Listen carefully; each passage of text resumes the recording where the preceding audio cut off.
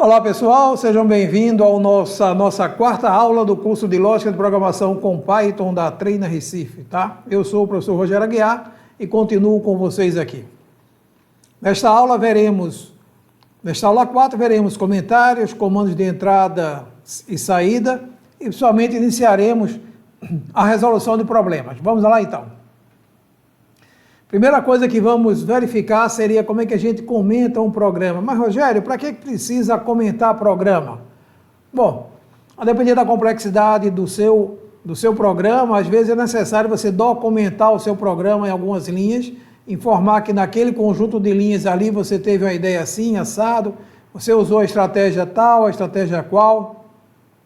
É importante e é um bom hábito você sempre documentar os seus programas.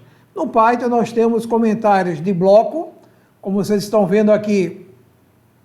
Esse aqui ó, que seria basicamente o título do programa, né? E o autor, o que está entre 3 aspas, né? 3 aspas. Na hora que você coloca 3 aspas no seu editor, no seu ambiente, e até ele encontrar novamente as 3 aspas, ele entende que isso aqui tudo é um comentário de bloco, ou seja, ignorando completamente os comandos ao longo da execução do programa, tá bom? Temos também comentários de linha, como está sendo colocado aqui ao lado de cada linha, eu posso comentar. Talvez seja um exagero comentar linha a linha, mas se for necessário, por exemplo aqui, como é uma atribuição diferente, o Python flexibiliza isso aqui, ó, A, B, soma, igual a 10, 20, 0, ou seja, no Python, como é que se resolve? Vimos lá atrás, na hora que visualizamos atribuição de valores a variáveis. Então, estou atribuindo 10 à variável A, 20 à variável B e 0 à variável soma. Aqui eu apenas comentei para o programa, para o interpretador, isso aqui não faz nenhuma referência, ele simplesmente ignora qualquer coisa após o sustenido. Ou seja, aspas duplas, triplas, até encontrar um conjunto de aspas dupla, tripla novamente, entre esses dois conjuntos forma-se comentário de bloco. A partir do sustenido ou do hashtag, a partir daí o resto da linha aqui, ó, fica totalmente comentado. Tranquilo? E aí vamos para comentários. Vimos comentários e agora, não tão menos importante, acho que é uma das partes mais importantes aí para que a gente tenha um entendimento, afinal de contas, o que a gente processa vem do mundo externo, a gente vai verificar agora comandos de entrada e saída. No Python a gente tem para comandos de entrada, de recepção de valores do teclado ou de um leitor óptico, por exemplo, a função input. E para a impressão de valores no mundo externo, no monitor, numa impressora ou no arquivo, o comando print, tá bom? Notem que eles são bem simples. Vamos ver então. Comando input, na realidade, comando de entrada, habilita, na realidade, na hora que o interpretador encontra um comando input, ele habilita o prompt de comando, ou seja, ele habilita o promptzinho lá para que o operador possa digitar letras e números no teclado. Os conteúdos recebidos devem ser guardados em variáveis internas do programa para que possam ser utilizados. Um exemplo da sintaxe do comando, da função input, tanto faz função ou comando, tá? Teríamos o que? A variável que vai recepcionar o valor que virá do mundo externo é igual a input, uma mensagenzinha, essa mensagem irá aparecer lá na telinha, orientando o operador para o que ele deve digitar naquele prompt de comando que está solicitando informação de entrada. Vamos aqui a 3 exemplos, tá? Na hora que eu quero recepcionar um texto, quero recepcionar um nome, um endereço, uma placa de um carro. Por que a placa de um carro é um texto? Porque ele contém letras e números, então são conteúdos alfanuméricos, tá bom? Se o destino for uma variável do tipo texto, não precisa converter para texto, porque tudo que vem do mundo externo é reconhecido pelo Python como texto. Então, note aqui, ó, a variável nome recebe o input, digite seu nome. Então, na hora que eu digitar um nome no teclado, um nome ou qualquer conjunto de caracteres, esse conjunto de caracteres, após o Enter, irá atribuir aquele conteúdo digitado a essa variável nome. Porém, se o destino do que for digitado for uma variável do tipo inteiro, é necessário converter para int. Lembra lá? Idade é igual a int, ó, input, digite a sua idade. Ou seja, o que ele vai fazer? Ele vai escrever na tela, digite a sua idade. O conteúdo que for digitado, ele vai converter para um valor inteiro e atribuir ao final a variável idade. Similarmente a isso, se o destino da variável for um tipo real, é necessário converter para o tipo real, que no caso do Python é o float. Vejamos aqui, o salário, que é um tipo real, que tem casas decimais. Ele recebe aqui do input, digite seu salário, aparecerá lá na tela essa informação. Após ser digitado um valor, esse valor digitado será convertido para float e atribuído à variável salário. Tranquilo? É uma preocupação que eu tenho que ter na hora que eu vou alimentar variáveis internas com conteúdos do mundo externo. Se o conteúdo for inteiro, coloca-se inteiro. Se o conteúdo for real, coloca-se float. Rogério, e se eu, por acaso, na entrada, eu estou aqui pedindo para digitar a sua idade, eu digitar, por exemplo, o nome, e der um Enter, o Python vai levantar uma exceção, dizendo que aquele conteúdo ele é inválido. Por exemplo, vamos ver aqui um exemplo. Vamos chamar o nosso interpretador, e vamos ver aqui, por exemplo, eu vou digitar esse mesmo comando aqui, ó, idade vai ser igual a int de quem? Informe sua idade. E dou um Enter. Nesse momento,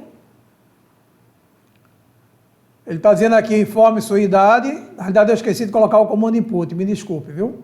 Idade é igual a int input, informe sua idade. Pronto, nesse momento aqui eu vou dar um Enter, vai pedir para informar a idade, eu vou informar a idade aqui 35, por exemplo, vou dar um Enter, automaticamente se eu mandar exibir o valor da variável idade, ele vai dizer que vale 35. Se eu pegar esse mesmo comando aqui, ó, vou só ajustar aqui, botar os 2 pontos aqui no final, para ficar mais bonitinho, e nesse momento, eu der um Enter, digitar aqui qualquer sequência de caracteres e der um Enter, ele vai dar um erro aí, dizendo que válido literal para uma variável inteira. Então, está dizendo que esse conteúdo aqui ele é inválido. Rogério, como é que eu corrijo isso? Mais na frente, a gente disse lá na última aula que iríamos verificar tratamento de exceções. Salvo engano, é na nossa 11ª aula, tá bom? Tratamento de exceções, aguarde que no final você ficará com possibilidade de tratar esse erro também. Vamos fechar aqui o nosso interpretador. E continuar. Vimos aí o comando input como comando de entrada, né? Vamos ver agora como comando de saída o comando print. O comando print, na realidade, ele lista uma sequência de valores, né? Podem ser mensagens ou valores atribuídos, e você vai combinando de acordo com a sua comodidade aí, de acordo com o que pede a saída do seu algoritmo. Vamos ver um exemplo. Nome igual a Rogério, nota 1 igual a 7,5, nota 2 igual a 8,5, por exemplo. Eu quero colocar isso numa frase toda. Então, eu vou colocar aqui, ó, print, abriu aspas, o aluno, vírgula, nome. Ele vai pegar esse nome daqui e colocar aqui. Foi digitado. Teve notas, vírgula, nota 1, nota 2. Note, comando print, a cada vírgula dessa aqui, ele deixa um espaço em branco entre os campos que estão separados por vírgula, tá? Por default, ele deixa espaço em branco. Então, note que ele vai dizer aqui, o aluno Rogério teve notas 7,5 e 8,5. O que eu posso fazer também é usar caracteres aqui de concatenação, ou seja, eu vou tentar transformar essa nota em texto para concatenar com uma variável texto. Vamos ver um segundo exemplo aqui. O aluno de nome, continua aqui, N1, ou seja, nota 1 mais, ó, ao invés de estar uma vírgula, eu coloquei um mais aqui. Se eu tivesse colocado mais sem esse str, ia dar um erro, que ele estava tentando operar com mais. Lembra que o mais ele é um operador de adição e um operador de concatenação, e que ele só opera quando os dois valores são inteiros ou reais, numéricos, ou quando ambos são texto. Nesse caso aqui, se esse aqui é texto, eu quero concatenar com esse. Esse valor aqui eu estou transformando para um conteúdo texto. Aí ele permite fazer a concatenação. Muda um pouco aqui, ó, o aluno, Rogério, N1, 2 pontos, eu posso formatar o meu comando print de acordo com a minha necessidade. E aí agora vamos matar a sua ansiedade e vamos tentar fazer nosso primeiro, ou demonstrar a resolução do nosso primeiro exercício. Imagine vocês que sejamos desafiados a fazer um programa para calcular e exibir o salário líquido de um determinado funcionário. Ih, Rogério, já vem negócio de calcular salário líquido, eu sei lá o que é salário líquido. Vamos continuar lendo o enunciado. O importante, como eu disse a vocês, o enunciado tem informações necessárias para você montar o seu programa. Se não tiver, é porque a historinha do que o cliente contou está mal contada. Você tem que voltar a ele ou pesquisar no Google, se for uma função que ele determinou lá para você, para tentar efetivamente ter domínio do que vai ser feito. Aí ele continua aqui, ó, sabe-se que será informado por intermédio de teclado o salário base, ó. Alguém vai informar o valor do salário base, total das vantagens e o total dos descontos. Certo? Então eu tenho aqui como entrada, né? Nota, eu estou lendo o enunciado e estou aqui observando o que é que ele está colocando. E ao final ele diz aqui, o salário líquido, ó, que eu não sei como é que calcula. Opa, está aqui, ó, é obtido somando-se as vantagens ao salário base e abatendo-se os descontos. Tá? Então agora ficou claro. O que é que eu vou fazer? Vou pegar o salário base, que chegou lá, abater, somar as vantagens a ele e ao final abater os descontos. Vamos ver aqui como é que ficaria uma interpretação desse exercício. Primeira coisa, relembrando os nossos 6 passos. Ter domínio sobre o assunto. Eu sei calcular o salário líquido. O enunciado já me disse que ferramentas eu precisarei reservar. Pelo que eu estou vendo aí, a gente precisará do salário líquido, do salário base, do valor das vantagens e o valor dos descontos, tá? Reservei as ferramentas. Elaborar um fluxo de execução. Vou receber o salário base e as vantagens e os descontos, e a partir daí vou fazer uma operação aritmética para retornar. Traduzo isso numa linguagem de programação e no final testo. Vamos lá então. Uma técnica que a gente vai ensinar a vocês e vai insistir ao longo de cada resolução do exercício é essa. Você conseguir identificar em cada programa quais são os elementos de entrada, quais são os elementos de saída, e como é que você opera os elementos de entrada para chegar ao elemento de saída. Por exemplo, como entrada, note que o enunciado ele diz, sabe-se que será informado por intermédio do teclado que o salário base, as vantagens e os descontos. Aqui, ó, salário base, vantagem e desconto. E disse, o salário líquido é obtido, que é o que ele quer exibir no final, ó. Calcular e exibir o salário líquido. Então, ele quer exibir como saída o salário líquido. Vai ser obtido somando-se as vantagens ao salário base e abatendo-se os descontos. O que é que eu fiz aqui? Montei minha formulazinha matemática aqui para resolver esse problema.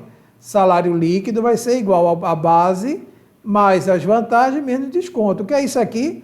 É algo complexo? Não, eu apenas li o enunciado, entendi, compreendi e coloquei aí. Feito isso, identificadas as entradas, as saídas e os processamentos, vamos agora escrever o nosso programa. Neste caso, ele já veio pronto aqui. Cálculo do salário líquido, ó, variáveis que serão recebidas. Salário base é um campo, salário é um campo flutuante, é um campo decimal. Informe o salário base, vantagens também é um campo decimal, informe o total das vantagens. Note que eu pedi aqui 3 inputs, né, 3 entradas, todas 3 para receber valores reais, para ser atribuídas variáveis, salário base, vantagem e desconto. No processamento vou fazer o quê? Exatamente essa formulazinha que está aqui. Salário líquido é igual a salário base mais vantagens menos desconto. E a saída eu vou concatenar, vou juntar os dois valores aqui, ó. O salário líquido calculado foi, eu vou informar o valor do salário líquido, o conteúdo do salário líquido está lá armazenado na memória RAM. Ao final, o resultado esperado na minha tela seria esse daí. Informe o salário base, 2.000, por exemplo. Informe o total de vantagem, 500. informa o total de desconto 800, o salário ali calculado foi 1.700. Como é que eu sei que está certo? Pego a minha máquina de calcular, opero, faço as continhas, se o valor no final der 1.700, meu programa está correto. Tranquilo? Então veja, essa é a prática que a gente vai, é o método que a gente desenvolveu ao longo desses 25 anos, onde os alunos, geralmente, eles têm uma dificuldade de interpretar os enunciados, mas os enunciados, neles temos todas as informações. O importante é que você leia atentamente, devagar, com consciência, leia o enunciado todo e vai identificando o que são entradas, o que são saídas e o que são processamentos. Se ficar alguma dúvida na leitura ou no entendimento do enunciado, volte ao seu cliente, volte a quem lhe demandou, esclareça, bote uma folhinha de papel, faça um rabisco lá, faça um croquisinho de como é que você vai resolver, valide com ele se é daquele formato, e aí você volta para cá e implementa. Afinal de contas, nós desenvolvedores, o nosso papel é simplesmente programar uma máquina para fazer aquilo que o meu cliente pede, tá bom? O segundo exercício que a gente vai submeter a vocês é esse daqui. Note, a energia da área comum e a água consumida pelos moradores do edifício Prata Nobre é rateado entre os apartamentos. O que é o rateio? Imagine que você vai lá numa sanduicheria, numa loja que vende hambúrguer, você comprou um hambúrguer, seu amigo comprou um hambúrguer, você tomou uma coca, ele tomou uma Fanta ou um suco lá, e no final você soma o valor total e rateia entre os dois. Cada um vai pagar uma parte rateada. Nesse caso aqui, o rateio são divididos em partes iguais, tá bom? É como se ele tivesse tomado uma cerveja, você tivesse tomado um guaraná, mas no final o que vai importar é que vocês tiveram esse encontro aí, que afinal de contas, o rateio ele vai dividir o valor daquela conta em duas partes iguais, tá bom? Então isso é o que chamamos de rateio entre os apartamentos aqui. Então ele diz, ó, a energia da área comum e a água consumida pelos moradores do edifício Prata Nobre é rateado entre os apartamentos. Então ele vai pegar a água e o valor da água e o valor da luz, ratear entre os moradores, ou seja, é um condomínio, tá? Aí ele pede para você, escreva um programa que receba é sinônimo de leia, de recepção, de input, né? De entrada de dados do meu programa. Receba a quantidade de apartamentos, o valor da conta de energia e o valor da conta de água. Então você vai receber três variáveis: a quantidade de apartamentos, o valor da conta de energia e o valor da conta de água. Calcule o rateio, ou seja, a divisão em partes iguais, entre os apartamentos e mostre o valor total que cada apartamento deve pagar. Aparentemente parece complexo, mas não é. Notem, vamos identificar as variáveis de entrada, de saída e qual é o processamento. O próprio programa já deixa bem claro, receba a quantidade de apartamentos, está aqui, ó, quantidade de apartamento, o valor da conta de energia, o valor da luz, o valor da água, está aqui também. Ele quer que você calcule o valor a pagar por cada condômino, cada pessoa que mora naquele condomínio. Para você fazer essa conta, para dividir o rateio dessas duas contas de água e energia em partes iguais, você vai simplesmente somar a água, o valor da água, o valor da luz, e dividir pela quantidade de apartamentos. Ok? Desta forma, você consegue ter um entendimento pleno do seu programa, daquilo que você vai necessitar resolver, tá bom? Vamos ver a resolução desse programa. Variáveis de entradas que estão aqui, ó, são colocadas aqui: quantidade de apartamentos, valor de água, valor da luz. Quantidade de apartamentos é um valor tipo inteiro, que eu declarei aqui, ó. Vai receber a entrada, a quantidade de apartamentos. O valor da água é um valor real, valor da água, pedi para isso aqui será escrito na tela, recebo o valor da água, o valor da luz, calculo, note que a fórmula é exatamente igual a essa, só que aqui na matemática eu tenho essa barra de divisão aqui, ó, aqui eu não tenho, então por isso eu tenho que ter o cuidado de utilizar a barra, que é a divisão matemática entre dois valores, Só que tem que ter o cuidado de blocar essa divisão. Primeiro resolvo o que está no numerador, para depois dividir tudo, essa soma aqui pelo valor. Senão, como a divisão tem prioridade sobre a soma, ele iria dividir o valor da luz pela quantidade de apartamentos e no final somar ao valor da água. Ou seja, ia dar um erro no rateio desse condomínio. E ao final, exibe o valor a pagar calculado. Print, o valor do rateio foi valor a pagar, que foi o valor que foi calculado. Tranquilo? Na dúvida, seria interessante você dar um pause no vídeo, parar, tentar escrever esse programa novamente, tentar ler o enunciado, partir apenas do enunciado e tentar escrevê-lo e tentar verificar os resultados aí obtidos, ok? Vamos lá então. Terceiro exercício. Esse não tem resposta, vamos construir junto, tá bom? Ih, Rogério, já começou a botar uns percentuais aí, estou vendo um negócio de 5%, 11%. Não tenham medo. Como eu disse a vocês, a matemática utilizada na ciência da computação é a matemática básica, é somar, subtrair, multiplicar e dividir. Meu papel aqui é dar dicas a vocês de como, inclusive, calcular percentuais de forma mais simples, tá bom? Vamos ler então. Faça um programa que receba a soma de todas as verbas recebidas por um funcionário no mês, ou seja, o salário do cara, né? Que lá vai ter o salário, as horas extras e as comissões. E ele diz que você receba esse valor total do cara aqui, né? O valor do salário do cara, o salário base, o salário bruto, né? Que ele chama aqui, ó. É uma variável do tipo real, já está ajudando a gente, é uma variável do tipo real, denominada salário bruto. Então, o que é um salário bruto? Salário bruto eu vou receber um valor real, que vai conter lá dentro, vai ter a soma do salário, mais horas extras, mais comissões. Não vou receber separadamente salário, nem hora extra, nem comissão. Eu recebo tudo isso numa variável única chamada salário bruto. Após o recebimento, calcule e exiba na tela o valor do imposto de renda, o valor do INSS e o salário líquido, que é obtido abatendo-se do salário bruto da soma dos descontos descritos na tabela abaixo. Ou seja, eu recebo lá um valor cheio, sobre esse valor eu abato o imposto de renda, que é 5%, e vou abater também o valor do INSS.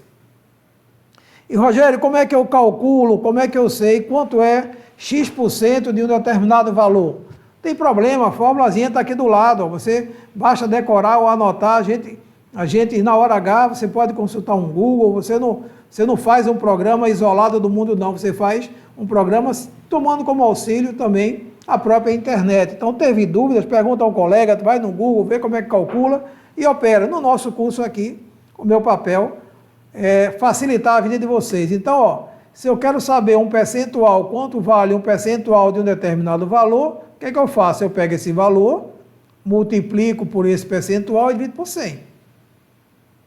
Por exemplo, se eu quero aqui 5% de imposto de renda, eu vou pegar o salário bruto do cara aqui, multiplicar por 5 e dividir por 100. Tranquilo? Vamos ver aqui então. Se eu for, a partir de agora, a gente vai apresentar para vocês também uma tabelinha. Esse programa não tem solução, nós vamos construir juntos aqui a solução para ele. Nós vamos ofertar a vocês também uma tabelinha para que vocês possam testar esses programas, tá bom? Para verificar realmente se ele está correto. Então, imagine você aí, ó. Primeiro teste, salário bruto do cara seja R$2.000. Então, quanto é o valor do imposto de renda? R$100. Valor do INSS, 220. Salário líquido, 1.680. Como é que eu calculo isso? Não tem importância. Chama a calculadora do Windows. Coloca ela aqui prontinha para ser utilizada. Nesse momento aqui você vai dizer, ó, salário bruto dele é 2.000. Como é que eu sei quanto é 5% de 2.000? Multiplica esse cara por 5 e divide por 100. Isso vai dar R$100, que é esse valor aqui. Quanto é 11% do INSS? Vamos lá, 2.000 de novo, ó. Vezes 11, dividido por 100. Dá aqui o 220. Como é que eu chego a 1.680, basta somar esses dois e abater desse total bruto aqui, ou seja, é pegar os 2.000 menos os R$100 menos os 220, que vai dar o valor 1.680. E assim você faz seus testes, valida com o cliente, é isso mesmo, o valor final é, beleza. E aí basta agora eu identificar quais são as variáveis de entrada, as variáveis de saída e o processamento. Nesse próprio orientação de testes aqui, a gente já tem uma certa dica, né, do que vai ser entrada e o que vai ser saída. Vamos lá. Variável de entrada apenas o salário bruto. Saída o valor do imposto de renda, o valor do INSS que vai ser calculado e o salário líquido, que depende desses dois. Como é que eu calculo o valor do imposto de renda, Rogério? Está aqui, ó. Não é 5% do salário bruto? Está aqui a formulazinha, ó. Parecida com essa daqui, ó. Não percam atenção nisso aqui. Anotem no papel, deixa aí guardada. Salário bruto vezes 5 por 100 vai ser o valor do imposto de renda. O valor do INSS vai ser o salário bruto vezes 11 dividido por 100. E aqui, ó, o salário líquido vai ser o bruto menos a soma desses dois. Tranquilo? Vamos então construir esse programa aí, tá? Vamos chamar o interpretador. Chamar o interpretador, deixar ele aqui no cantinho. Vamos chamar do interpretador aqui, vamos chamar o editor do programa aqui, ó. Vamos deixar ele no cantinho de cá. E aqui nós vamos cálculo do salário líquido.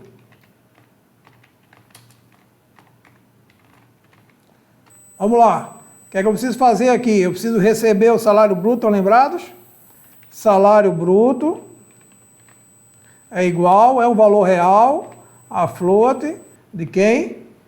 Do input, informe o salário bruto. Dois pontos, fechou, fechou. Ok, vou abrir um pouquinho mais aqui para ficar mais, para vocês poderem ver. Pronto, feito o salário bruto recebido, vou calcular agora o imposto de renda. Então aqui, ó, o valor do IR é igual a quem? A sal bruto vezes 5 dividido por 100. O valor do salário, como é que tu sabe disso, Rogério? Está aqui na fórmulazinha, ele me disse aqui, ó. Vamos jogar esse cara para o lado de cá. Na fórmula aqui está dito, ó. Está aqui bonitinho, 5% do salário mínimo. Então, o valor agora do INSS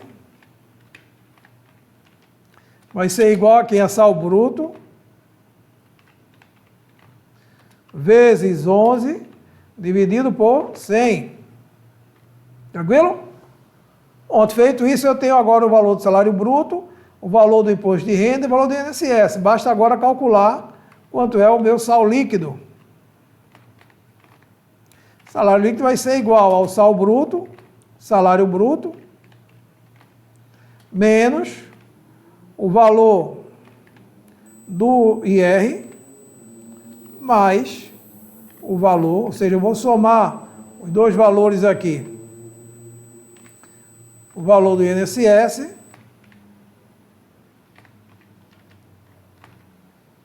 e aqui ao final vou exibir na tela, print, desculpe.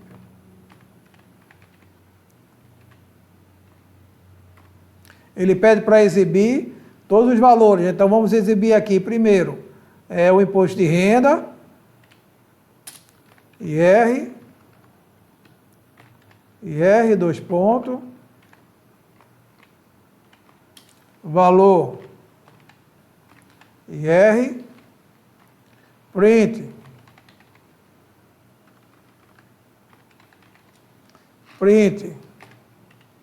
INSS,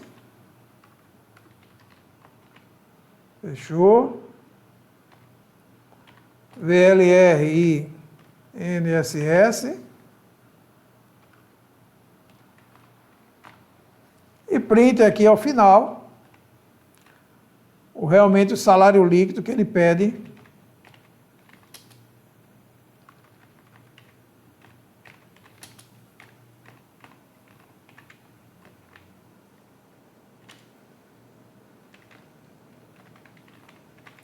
Ok, vamos verificar se não erramos nada por aqui, mas basicamente o texto é esse daqui, tá bom? Vamos salvar esse programa, que ele não está salvo, tá? Vamos salvar aqui como exercício 3, save as. Escolher uma pasta aqui de trabalho minha, é X03, tá bom? Substituir esse daqui, que eu não sei o que é que tem aí atrás. Bom, e agora eu vou dar aqui um F5, né? Que é para executar. Estão lembrados? Run, F5. Automaticamente ele pediu, quanto é o salário bruto aqui, ó? Está executando já. Vamos dar esse exemplo aqui, 2.000. Dá Enter. Opa, vamos ver se está correto. O valor do imposto de renda 100, 2020, 1.680. Ó, completamente correto. Vamos rodar de novo. Cadê ele? Aqui, vamos processar novamente.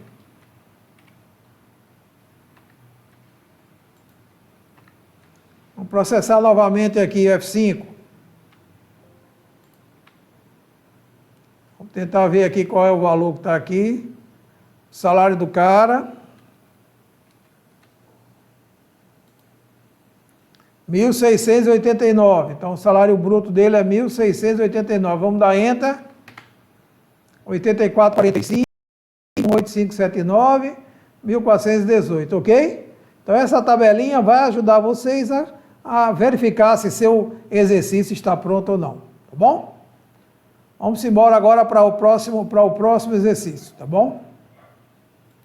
Esses dois próximos exercícios, vocês vão ficar com a tarefa de tentar resolver para a próxima aula, tá? Iniciaremos a nossa quinta aula resolvendo esses dois exercícios e mais alguns. Vamos só dar uma lida deles aqui para que vocês possam compreender, tá bom? Faça um programa que receba do teclado dois valores do tipo real, denominados nota 1 e nota 2. Esses correspondem às notas de um aluno que obteve no curso de lógica com o professor Rogério Aguiar. A seguir deste recebimento, calcule e exiba a média aritmética das notas recebidas. Então, ótimo, vai receber duas notas, calcular a média. Para testar seu programa, use valores abaixo. Se você não sabe, pesquise como calcula a média aritmética das duas notas. Então, se atenha a esse exercício até iniciarmos a nossa quinta aula. O segundo exercício que ficará pendente para vocês é esse daqui, tá? Exercício 5, a empresa Treina Recife remunera seus professores por hora. Então, cada hora de aula que o professor ministra, ele remunera por um determinado valor. Logo, precisa que você escreva um programa que receba do teclado, ó, já deu dica aqui, receba do teclado a quantidade de horas trabalhadas por um professor no mês e o valor da hora trabalhada. Então, para cada professor, eu vou informar a quantidade de horas e o valor da hora que aquele professor recebe na empresa Treina Recife. Ele pede para você calcular e exibir na tela o valor que o professor irá receber naquele mês. Para testar seu programa, use valores abaixo. Vamos ver o exemplo aqui, ó. O professor trabalhou 100 horas e recebe R$ 5,50 por uma hora. Está fraco aqui esse professor, mas vamos embora. Então, ele vai receber no final do mês R$ 550. Quantidade de horas, R$ 200, valor da hora, 20. Então, ele deu alguma simulação aqui para você testar, tá bom? Aguardamos vocês na nossa próxima aula.